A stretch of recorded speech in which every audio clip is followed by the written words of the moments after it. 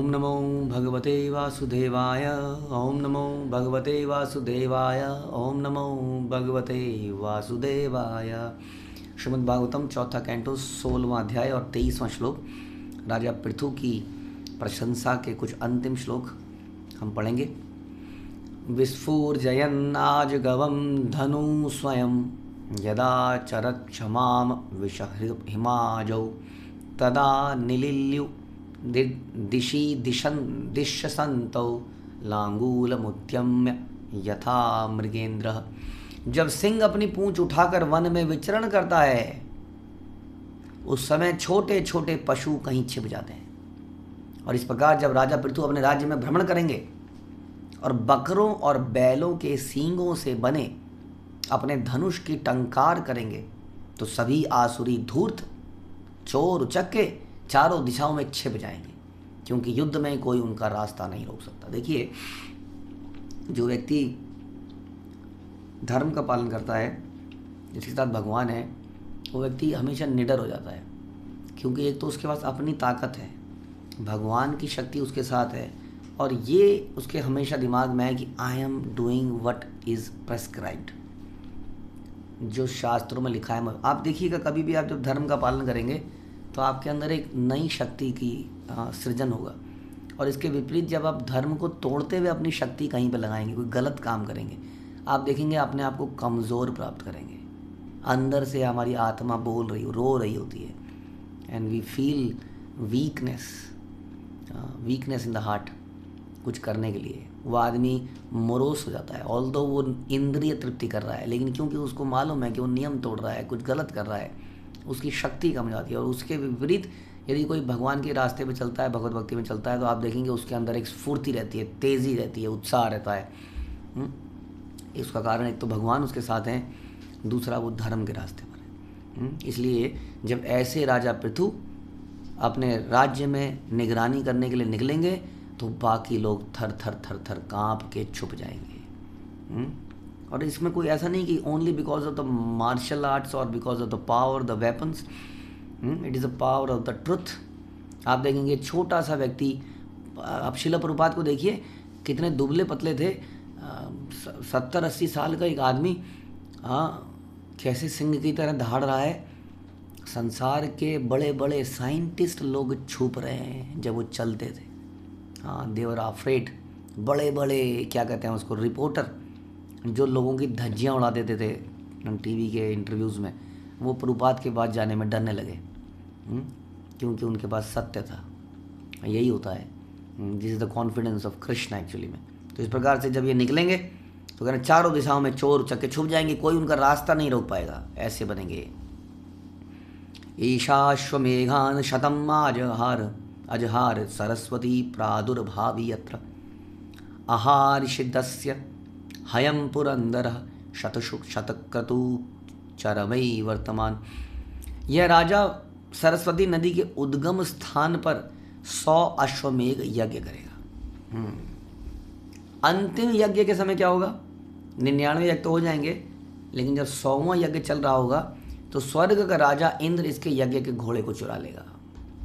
तो समझ लीजिए, पंडित जी आगे की भविष्यवाणी कर रहे हैं, उसकी कुंडली बता रहे हैं कि एक बार 100 अश्वमेघ यज्ञ करना बहुत बड़ी विचार था एक्चुअली में। Not everybody could do it, क्योंकि 100 अश्वमेघ यज्ञ करने के बाद आप इंद्र की गद्दी के हकदार बन जाते हैं। अगले इलेक्शन में इंद्र को आप जीत सकते हैं। तो इंद्र इस बात से घबरा जाते हैं, इसलिए वो 100वें अश्वमेघ यज्ञ में घोड़े को चुरा लेते हैं। ये कथा हम लोग बाद में इसी प्रसंग में आगे जाके सुनेंगे। यहाँ बस बताया गया कि ऐसा आगे जाके होगा कि इंद्र चुरा लेगा।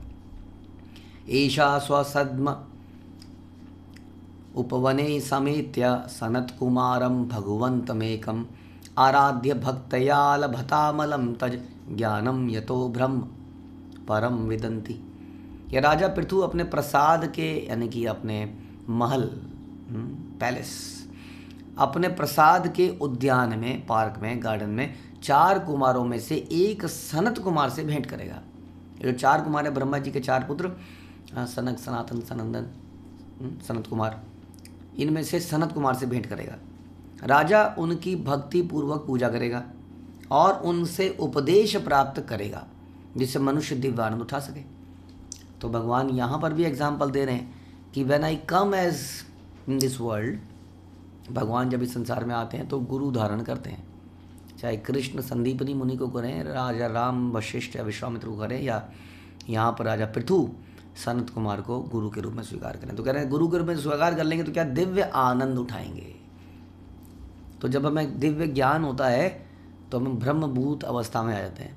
हमें ज्ञान हो गया, इसका क्या लक्षण है? जब हमें ज्ञान हो जाता है तो भौतिक डिज़ायर्स हमें तंग नहीं करती। ब्रह्मभूता प्रसन्नात्मा ना सोचती ना कांक्षती। हाय काश ऐसा हो जाता, हाय काश ऐसा हो जाता, काश ये हो जाता। हाँ, तो वो ये विचारों से मुक्त हो जाता है। भगवान उसके जीवन में जो देते हैं उसको प्रसाद के रूप में स्वीकार करता है, और ना ही वो दुखी होता है, हाय ऐसा क्यों हो गया, हाय मेरे साथ ही ऐसा क्यों होता है। जिसको दिव्य ज्ञान हो गया, जिसने गुरु की शरणागति ली, उसको ये दिव्य ज्ञान हो सकता है, अगर उसने शरणागति ली है तो। अगर उसने शरणागति ली है तो उसको दिव्य ज्ञान हो गया, तो इन दुखों से दूर हो गया। जब इन दुखों से दूर हो जाता है तो क्या प्राप्त होता है उसके बाद दिव्य आनंद प्राप्त होता है भक्ति में, क्योंकि उसके बाद की उसकी सेवाएं शुद्ध सेवाएं हो जाती हैं। शुद्ध भगवान की सेवा करने से परम आनंद प्राप्त होता है। तो ऐसा आनंद प्राप्त करेगा। प्रभुपाद कह रहे हैं कि ये इसमें बताता है कि जब मनुष्य को गुरु से सही ढंग से उपदेश प्राप्त हो जाता है तब वो तभी शास्त्रों के सीक्रेट्स को समझ पाता है और इस दिव्य आनंद को प्राप्त कर पाता है। तत्र तत्र गिरस्तास्ता इति विश्रुत विक्रमः श्रोष्यत्यात्माश्रितः गाथा पृथु पृथु पराक्रम। इस प्रकार जब इस राजा के वीरतापूर्वक कार्य जनता के समक्ष आ जाएंगे तो यह राजा अपने विषय में तथा अपने अद्वितीय पराक्रम पूर्ण कार्यों के विषय में सुनेगा। तो अभी तो हम एक तरह से फ्यूचर को प्रेडिक्ट कर रहे हैं, ये लोग बता रहे हैं, लेकिन फ्यूचर में ये सारे वीरतापूर्वक कार्य करेगा, लोग बोलेंगे सारे। अभी तो हमको बोल रहे हैं कि राजा बोल रहा है, फिर तो क्यों बोल रहे हो ऐसा, मेरे अंदर तो कोई गुण ही नहीं है। बाद में किस किस का मुंह बंद करोगे तुम, चारों तरफ तुम्हारा गुणगान हो रहा होगा, किस किस के मुंह पे ताले लगाओगे। Out of humility everybody will sing your glory and you have to hear it. आप उनके बारे में सुनेंगे और क्या करेंगे, चारों तरफ आपकी ख्याति हो जाएगी। तो वास्तव में जीवन इसी को कहते हैं। अगर जीवन में कोई हमारा गुणगान करे तो इसी रूप में करे, कितने अच्छे भक्त थे, कितने अच्छे गुण थे भक्ति के, है ना कि ये कि कितने अच्छे लगते थे, कितने लंबे थे, कितने चौड़े थे, उनकी मूंछ तो नथुलाल जैसी थी। हाँ, कई माताएं सोचती हैं मेरा पति हो, मेरे को कई बार हम सुनते थे पहले, मेरे पति की ना मूंछ जरूर होनी चाहिए, जिसकी मूंछ नहीं वो मर्द कैसा। कई सपने संजोए होते हैं। तो इस प्रकार से शारीरिक रूप से संसार में जाने जाना, Mister India, made in India, there is nothing like made in India, everything is made in Goloka. We have to identify that. तो हमें समझना पड़ेगा इस शारीरिक रूप से या संसार में इंटेलिजेंस के रूप में जाना बड़ा इंटेलिजेंट आदमी है। दिस इज़ एक्चुअली में नॉट अ ग्लोरी। ग्लोरी कैसा, बहुत ही अच्छे भक्त हैं, बहुत ही हम्बल हैं, बहुत ही सरेंडर्ड हैं। इस प्रकार से हम अगर जाने जाएं, जैसे कि फिर तुम्हारा जाने जाएंगे, that is the success of life. दिशा विजित्य अप्रतिरुद्ध चक्र स्वतेजसा उत्पाटित लोकशल्य सुरसुर इंद्रय उपगीयमाना महा अनुभाव भवितापति भुवा। कोई पृथु महाराज की आज्ञाओं का उल्लंघन नहीं कर सकेगा। कौन करेगा? देखिए क्या होता है, अगेन बड़े साधारण से लोग होते हैं गुरुजन। अब गुरु और ऑफिस के बॉस में बहुत फ़र्क है, गुरु और माता पिता में बहुत फ़र्क है, लेकिन फिर भी गुरु कोई बात बोलते, श्रील प्रभुपाद कुछ बात बोल देते थे तो शिष्य लोग उसको पूरा करने के लिए अपनी जान लगा देते थे। हाँ, ऐसा क्या है भाई, नहीं फॉलो करते जी हम, नहीं जी आपकी बात जम नहीं रही हमको, हम नहीं करेंगे। ऑफिस में तो मजबूरी है आपकी, फॉलो नहीं करोगे तो निकाल देंगे नौकरी से। फिर भी लोग चकमा दे जाते हैं अपने मैनेजर्स को। लेकिन व्हाट अबाउट दिस, जहाँ पर कोई फॉर्मल रिस्पॉन्सिबिलिटी, लाइबिलिटी, जिम्मेदारी कुछ नहीं है। कल से आप बोलो जी नहीं मानते जी हम आपकी बात, क्या कर लोगे बोलो, तो गुरु जी क्या कहेंगे? कुछ नहीं करेंगे, अच्छा जी धन्यवाद, है ना। लेकिन फिर भी आदमी अपना जीवन लगा देता है, क्योंकि उसके पीछे क्या है, उसके पीछे वही भगवान की शक्ति है।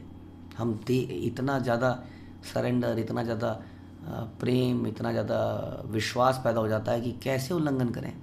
हाँ, तो केवल अगेन आपको समझना पड़ेगा, केवल शक्ति के आधार पर नहीं है कि पृथु महाराज की आज्ञाओं का कोई उल्लंघन नहीं कर पाएगा because he was very powerful person, उसकी गर्दन को तन सर से जुदा कर देंगे, नॉट लाइक दैट। बिकॉज इतनी रिस्पेक्ट उनके लिए होगी, इतना प्रेम उनके लिए होगा, और चोर उचक्के उनकी तलवार से डरेंगे, कोई भी उनकी आज्ञा का उल्लंघन नहीं कर सकेगा। सारे जगत को जीत कर वह नागरिकों के तीनों तापों को समूल नष्ट कर देगा। बताइए, आध्यात्मिक कलेश, आदि भौतिक कलेश, आदि दैविक कलेश, संसार में सर्दी गर्मी, ज़्यादा बरसात, ज़्यादा ये ज़्यादा वो, कीट मकोड़े। हाँ, यदि राजा धर्म का पालन कराए संसार में नागरिकों से तो कोई भी पाप नहीं करेगा। जब कोई भी पाप नहीं करेगा तो सारी प्रकृति बैलेंस होकर चलेगी, कोई जीव किसी दूसरे जीव को तंग नहीं करेगा, सब अपना अपना जीवन बिताएंगे as per the law of nature. इस प्रकार से तीनों ताप नष्ट हो जाएंगे। संसार में हमें इतने ताप इसलिए झेलने पड़ते हैं हाँ, कि कुछ तो हमारी करतूतें हैं, कुछ हम साथ में रहते हैं ना, कुछ भाई बंधु लोग, वहाँ पर हमारे जो जॉइंट एफर्ट, जॉइंट पाप कह लीजिए, इस जगह पर गायों की हत्या हो रही है, इसमें रहने वाले इन जगहों में सब के सब पापी माने जाएंगे फॉर एग्जांपल, सभी को सज़ा मिलेगी, तो उसमें हमें भी कुछ शेयर तो मिलेगा ही मिलेगा। इस प्रकार से यदि संसार में, समाज में हम लोग अराजकता को समाप्त कर दें, धर्म की स्थापना कर दें, तो क्या होगा, तीनों ताप समाप्त हो जाएंगे। तो पृथु महाराज ऐसा कर पाएंगे। प्रभुपाद एग्जाम्पल बता रहे हैं, युधिष्ठिर महाराज ने भी ऐसा कर दिया था। समय पर हर चीज़ होती थी, कोई एक्स्ट्रा मौसम का या आपसी बैर द्वेष नहीं था। सारे जगत में मान्यता प्राप्त होगी, तब सुर असुर दोनों उनके उदार कार्यों की प्रशंसा करेंगे। हाउ इट इज़ पॉसिबल कि असुर भी बोलेंगे वाह वाह जी, राजा हो तो ऐसा हो जी, बताइए, और सुर तो बोलेंगे, अच्छे लोग भी बोलेंगे, बुरे लोग भी उनकी प्रशंसा करेंगे। ऐसा व्यक्ति होना कितना मुश्किल है। इसलिए कहते हैं अजात शत्रु, nobody will consider him as his enemy, will such a personality जो हर किसी के बारे में चिंतन करे। जैसे कि परीक्षित महाराज ने कलयुग के भी चिंतन करे। अब कलयुग को परीक्षित महाराज ने रोक दिया, बट कलयुग ग्लोरीफाई करेगा कि नहीं परीक्षित महाराज को, कि फिर भी मैंने बोला कि हे महाराज मैं रहूँगा कहाँ, बताइए, मैं भी तो हूँ ना, आपकी प्रजा का ही तो पार्ट हूँ। तो क्यों क्या किया उन्होंने, परीक्षित महाराज ने कहा तुम्हें भी मैं जगह देता हूँ, चलो जाओ, जहाँ पर अवैध संबंध हो, जहाँ पर नशा हो, उस जगह में तुम्हें जाना ही चाहिए। वो घटिया जगह है वो, जहाँ अवैध संबंध हो, जहाँ मांसाहार हो, हाँ, जहाँ द्रुत क्रीड़ा हो, जहाँ नशा पान हो, ऐसी जगह में चले जाओ। जहाँ धन के भंडार लगे हुए, तिजोरियों में भरे जा रहे हैं, धर्म के काम में नहीं लगा रहे हैं, वो पांचवी जगह, वहाँ भी तुम चले जाओ, तो दी ना उसको रहने की जगह। इस प्रकार से ऐसे बहुत एग्जाम्पल मिलते हैं हमारे पुराने ज़माने में कि जब सभी के लिए कुछ ना कुछ होता था। तो इसलिए असुर भी सुधरना चाहते हैं। वो कहते हैं राजा हमें भी सुधरना है, क्या करें, मजबूर हैं। कई बार आतंकवादी कहते हैं ओके वी सरेंडर, तो सरकार कहती है अच्छा आओ 1-2 साल तुम जरा जेल में रहो, तुम्हें नॉर्मल आदमी बना के छोड़ देंगे, है कि नहीं। तो इस प्रकार सारे के सारे लोग उनके कार्यों की प्रशंसा करेंगे। वो इतने उदारवादी होंगे, कृष्णवादी होंगे। जिसके हृदय में कृष्ण होते हैं वो सभी जीवात्माओं से प्रेम करना जानता है, क्योंकि वो जानता है कि सभी भगवान के पार्ट एंड पार्सल हैं। इसलिए सभी लोग उनकी आदर करते हैं, दुष्ट भी, बुरे भी, अच्छे भी, सभी लोग। हमने देखा श्रील प्रभुपाद के इस मिशन में कैसे कैसे लोग जुड़े। हम जानते हैं जब जूहू मंदिर की लड़ाई हो रही थी तो भक्त तो थे ही, साथ में पॉलिटिकल लीडर भी जुड़ गए। हाँ, हमारे एग्जिस्टिंग शिवसेना के बड़े बड़े लीडर बाल ठाकरे इत्यादि लोग जुड़ गए, और कुछ ऐसे लोग सेठी वगैरह जो पूरे पॉलिश्ड भक्त नहीं थे ये लोग। हाँ, हमारी तरह मतलब माला कर रहे हैं, ये तो मारने मूरने वाले लोग थे। हाँ, वो भी अप्रिशिएट करने लगे, सारे के सारे लोग अप्रिशिएट करने लगे। सब ने मिल के हाथ बढ़ाया और साथ ही हाथ बढ़ाओ, उसके बाद में एक सुंदर मंदिर बना।